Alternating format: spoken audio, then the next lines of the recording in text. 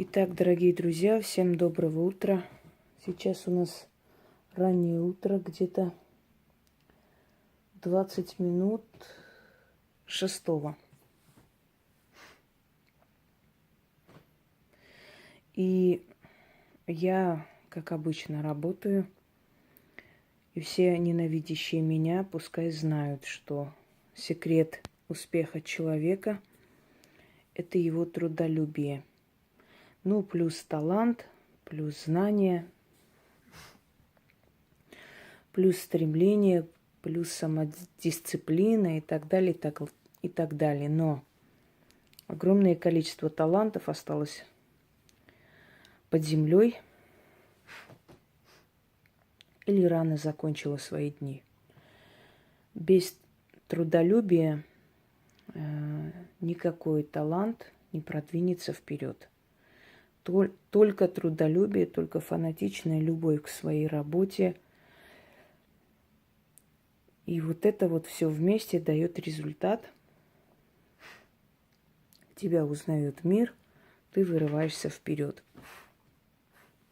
Невозможно, чтобы человек был трудолюбив, чтобы человек был созидателен, чтобы человек изучал и улучшал свои работы, совершенствовался, а совершенство не имеет, то есть совершенство не имеет границ и пределов. Невозможно, чтобы человек с такими качествами, еще и любящий свою работу и работающий сутками, не добился признания и успеха. Армянская поговорка гласит: разукрашенный камень недолго будет лежать на земле, однажды его заметят и поставят на самом видном углу дома. Так и человек. Человек талантливый, человек трудолюбивый, человек, который стремится, работает и идет вперед. Невозможно, чтобы этот человек не добился успеха. Любой завистливый человек считает, что тот, кто вырвался вперед, ему просто незаслуженно повезло. Вот просто повезло и все. Всегда твой успех приписывает случайности, незаслуженные удачи, стечению обстоятельств, но никогда никто не задумывается, что в тот момент, когда они храпят, ты работаешь. Вот это и есть секрет успеха, дорогие друзья. Я сегодня хочу подарить вторично заговор «Дед Золотарь» и объясню, почему вторично. Вы знаете, Дарья сняла ролик, я выставила сегодня, по-моему, нет, вчера. И там она упомянула заговор «Дед Золотарь».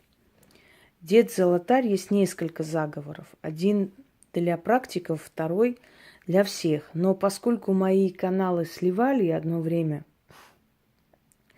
пока YouTube не поменял свою политику и перестал просто трогать каналы, он просто начал ограничивать, сам удалять ролики, которые не хочет. Но больше канал как бы не страдает от этого всего.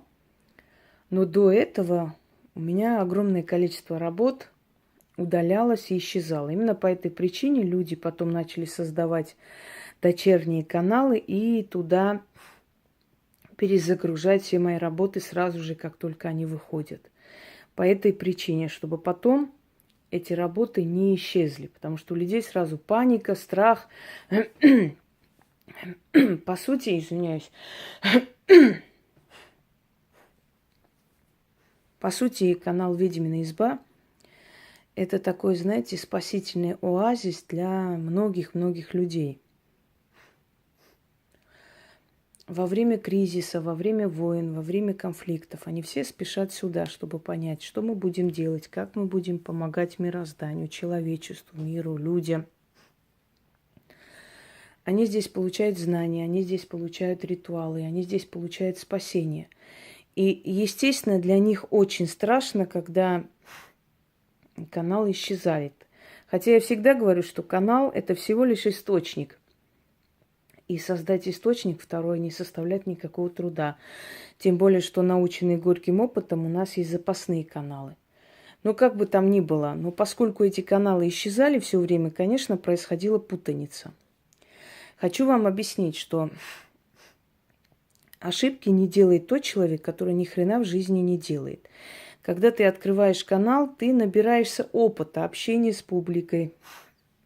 Ты набираешься опыта дальнейшего взаимодействия с людьми, да?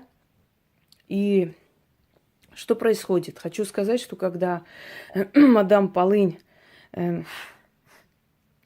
начала мои работы присваивать себе, у нас началась с ней война. Ну как война? Я ее поставила на место, после этого она больше моей работы не брала.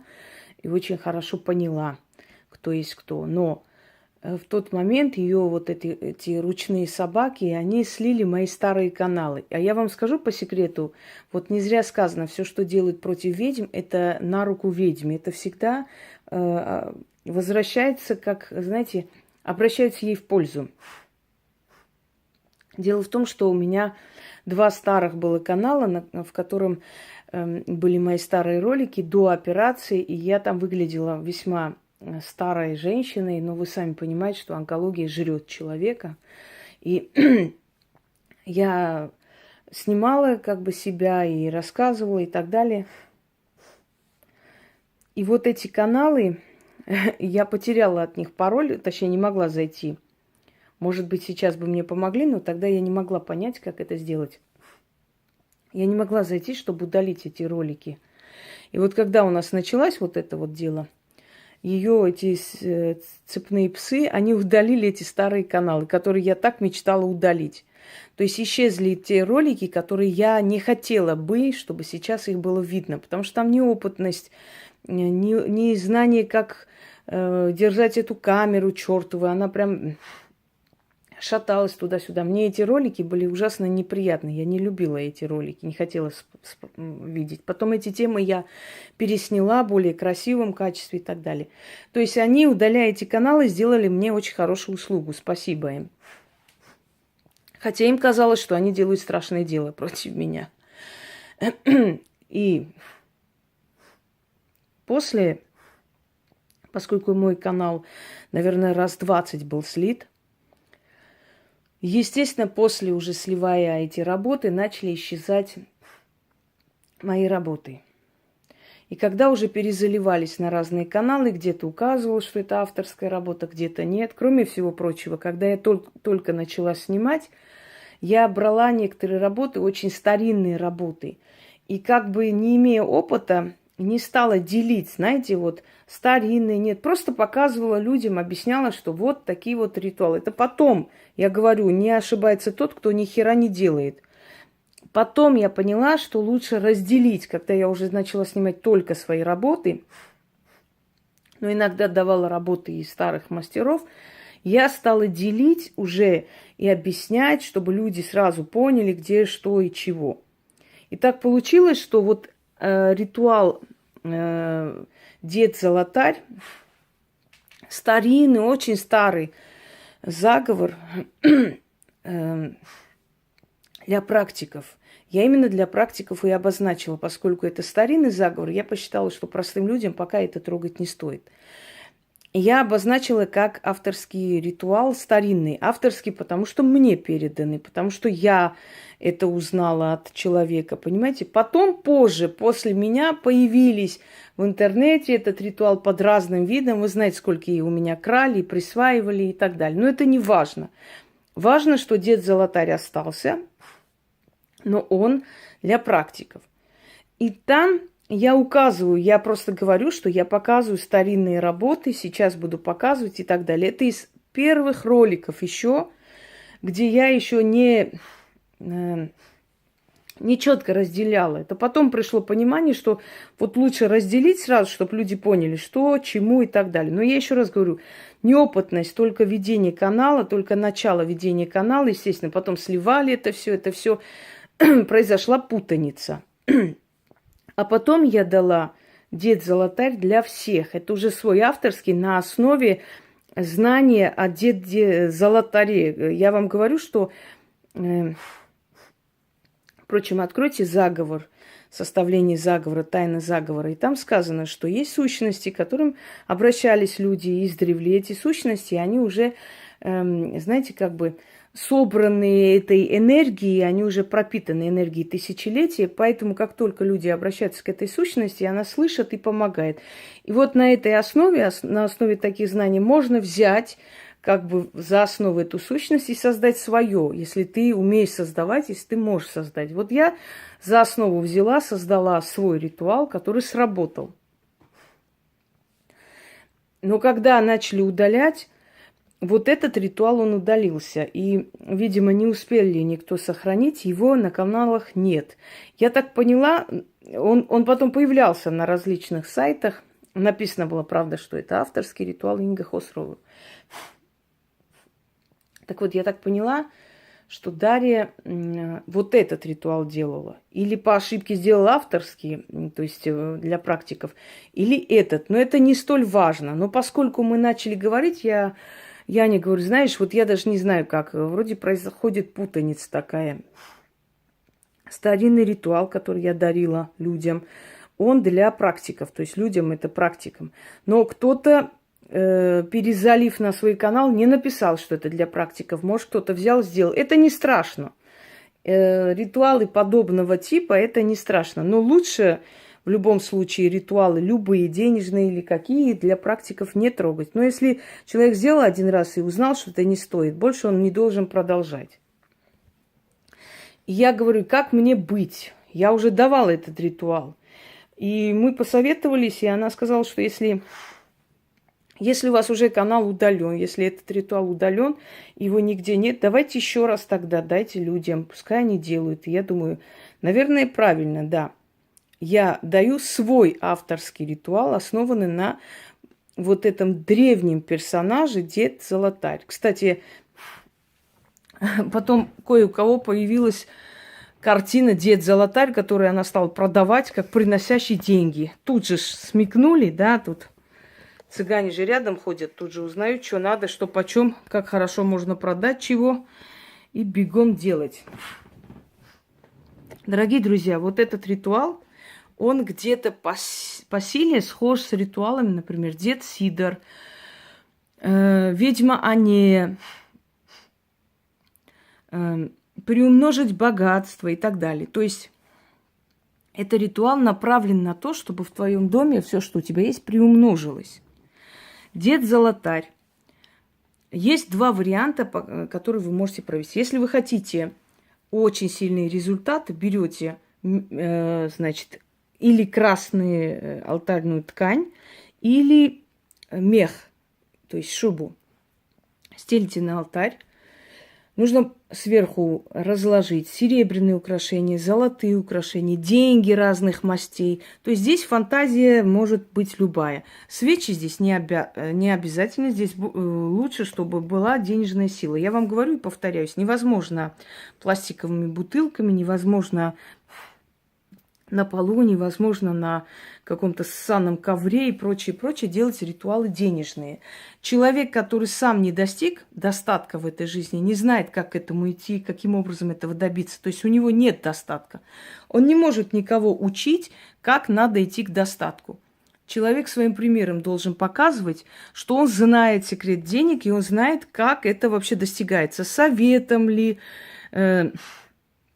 секретом денежным, заговором или каким-то бизнес-планом и так далее. Понимаете, это все равно, если, например, лысый будет продавать эликсир от облысения. Ну, то же самое. То есть вот идет лысый человек и говорит, я знаю, как, значит, нарастить себе шикарную шевелюру. Или, например, врач-диетолог, который весит 200 килограммов. Смотришь, еле ходит и говорит, я вас научу, как надо худеть, я все знаю, эти секреты, я давно... То есть все, знаете, вот римскую поговорку, не слушай, что говорят, смотри, кто говорит. Если у человека нет достатка, этот человек понятия не имеет, как этого достатка добиться. Поэтому он не может научить никого, ни секретам денег, ни каким-то знаниям тайным, ни тому, как притянуть эти деньги и удачу, ни к чему. То же самое здесь. Так вот, опять у меня этот возобновился нервный тик, потому что много работаю.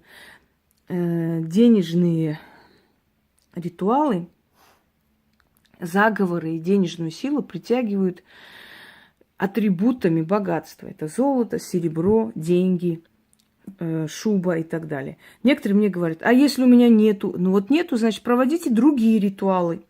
Но в этом ритуале, например, два варианта. Если вы хотите сильного результата, каждый раз стелите либо красную алтарную ткань, либо шубу, любую. Натуральный мех. Нужно положить сверху деньги, золотые украшения, серебряные украшения и начитывать 13 раз. Если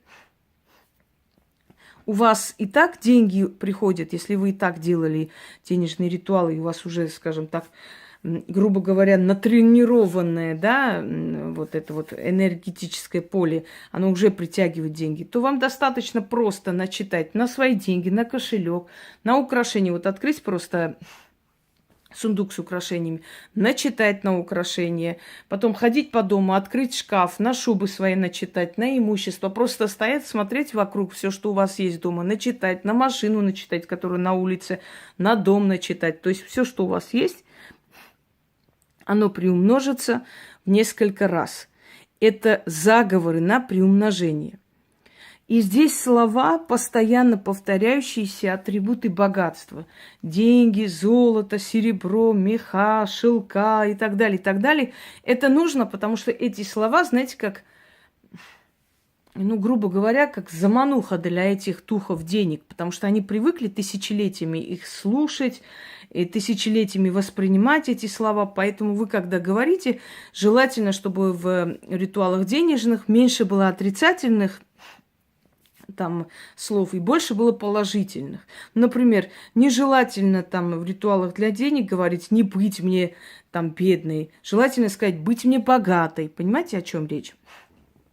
И вообще всегда говорите Вселенной: благодарю, что я сыта, благодарю, что я любима, благодарю, что я красива и так далее. То есть не говорить благодарю, что я не голодаю, а говорить благодарю, что я сыта. Вот есть мелочи, казалось бы, от которых зависит просто судьба человека и его дальнейшее проживание, и вообще судьба его поколения и его достаток. Итак, я прочитаю несколько раз, поскольку у меня памяти не хватит.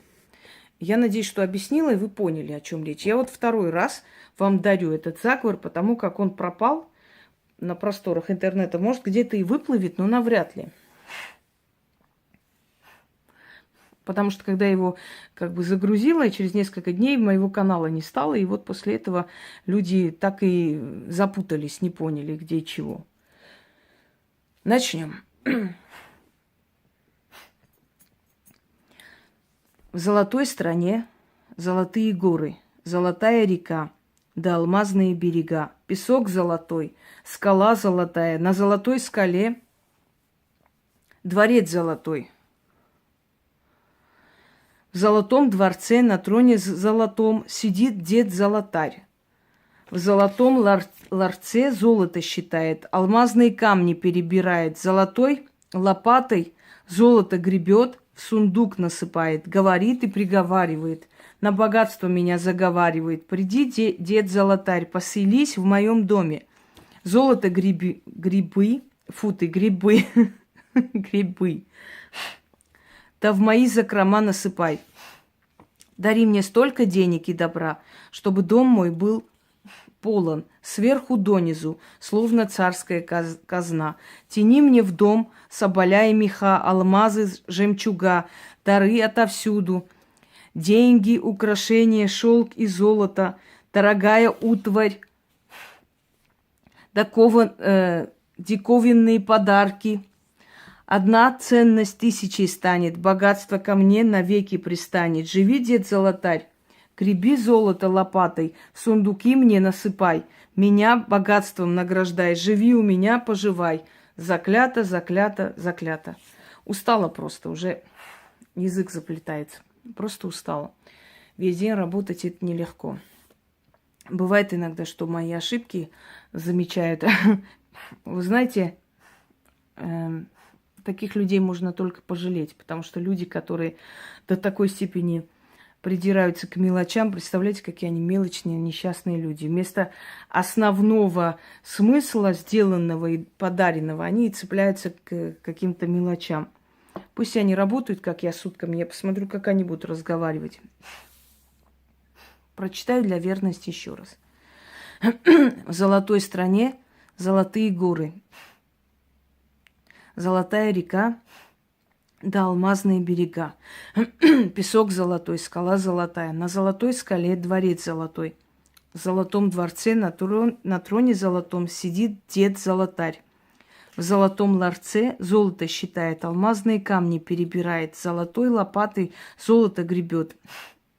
Сундук насыпает, говорит и приговаривает, на богатство меня заговаривает. Приди, дед-золотарь, поселись в моем доме, золото греби, да в мои закрома насыпай, дари мне столько денег и добра, чтобы дом мой был полон сверху донизу, словно царская казна. Тяни мне в дом соболя и меха, алмазы, жемчуга, дары отовсюду, деньги, украшения, шелки, золото, дорогая утварь, да диковинные дары. Одна ценность тысячей станет, богатство ко мне навеки пристанет. Живи, дед-золотарь, греби золото лопатой, в сундуки мне насыпай, меня богатством награждай, живи у меня, поживай. Заклинаю, заклинаю, заклинаю. Здесь много раз произносится золото, поскольку в древние времена самая высокая мера денег были золотые талеры, таланты, золотые монеты и так далее. Поэтому здесь золото имеется в виду имущество, богатство, деньги, как самая большая денежная мера. Еще раз прочитаем. В золотой стране золотые горы, золотая река, да алмазные берега, песок золотой, скала золотая, на золотой скале дворец золотой, в золотом дворце на троне золотом сидит дед-золотарь, в золотом ларце золото считает, алмазные камни перебирает, золотой лопатой золото гребет, сундук насыпает, говорит и приговаривает, на богатство меня заговаривает. Приди, дед-золотарь, поселись в моем доме, злато грибы, да в мои закрома насыпай, дари мне столько денег и добра, чтобы дом мой был полон сверху донизу, словно царская казна. Тяни мне в дом соболя и меха, алмазы и жемчуга, дары отовсюду, деньги, украшения, шелки, злато, дорогая утварь, да диковинные дары. Одна ценность тысячи станет, богатство ко мне навеки пристанет. Живи, дед-золотарь, грибы золото лопатой, сундуки мне насыпай, меня богатством награждай, живи у меня, поживай. Заклято, заклято, заклято. У меня почерк, как у врача. Я как перепишу что-нибудь, чтобы читать, иногда сама не понимаю, что за слово я там написала. Это знаете, у кого? У интеллектуальных людей так. Ученые это говорят, не я, что мысль опережает руку, поэтому человек пишет, и настолько у него мысль стремительная, что рука не успевает записывать, поэтому у него почерк отвратительный, потому что он быстро-быстро пишет, чтобы успеть эту мысль зафиксировать. Ой, все, дорогие друзья, проводите этот ритуал, потому что хоть и не собиралась я сейчас денежные ритуалы особо давать, и времени не было, ну и так. Момент не очень подходящий. Но в любом случае, раз уж люди начали мне писать, а вы знаете, что у нас люди очень, скажем так, внимательные, да, они как услышали это слово «золотарь», они, а это же для практиков, а как, а что, а нам тоже можно, а чего? Ну, я говорю, нет, это две работы, один для практиков, другой для всех. Ой, а где, а что найти? Короче, мне когда уже разбомбили этими СМС, я думаю, дай-ка я выставлю, чтобы народ от меня отстал. Вот, пожалуйста, перезагрузила второй раз, надеюсь, уже второй раз сохранится навсегда. Всем удачи, всех благ и живите хорошо, потому что если человек не стремится жить богато, то как он может другим помочь? Если самому есть нечего, то согласитесь, что другим тоже отдать нечего, правда? Если хочешь кому-то помочь, сначала помоги себе, поднимись, а потом уже будешь иметь возможность кому-то еще в этом то есть в этой жизни, в этом мире помогать. Всем удачи и